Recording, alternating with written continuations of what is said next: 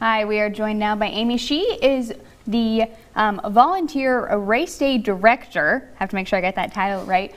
With the Tunnels to Towers 5K, the one that's going on in Ankeny. And so thanks for being here with us. Thank you. And so many people have probably heard about the Tunnels to Towers 5K run and walk. And it's not just here locally, it's really a national thing. So tell us just a little bit about it. Yep. So the Stephen Siller Tunnel to Towers Foundation was founded in memory of Stephen Siller. He was a firefighter on Brooklyn's Squad 1 Fire Department. And on the morning of 9/11, he heard the news of the first plane hitting the World Trade Center. So he went back to his station. He grabbed all his gear and started heading that way. He made it to the Brooklyn Battery Tunnel and it was already closed off for security. So he got out of his vehicle, put on his 60 pounds of fire gear, and ran on foot from the tunnel to the towers and ended up losing his life that day. So the family started this foundation in his honor. Stephen's motto was, "While we have time, let us do good." So they wanted to do something with his legacy.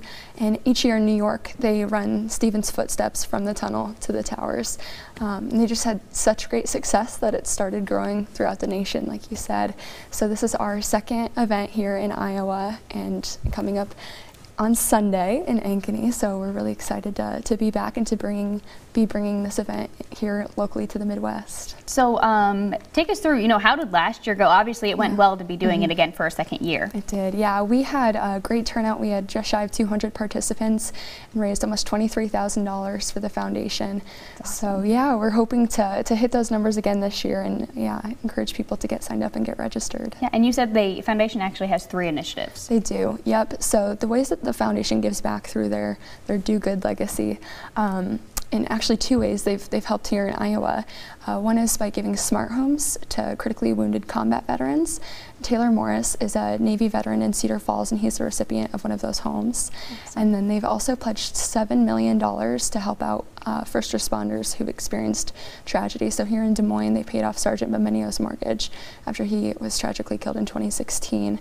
And then the most recent initiative that they just announced is to build homes for Gold Star families who've been lost a spouse in combat, particularly those with young children, because Stephen Siller himself was orphaned at age 10.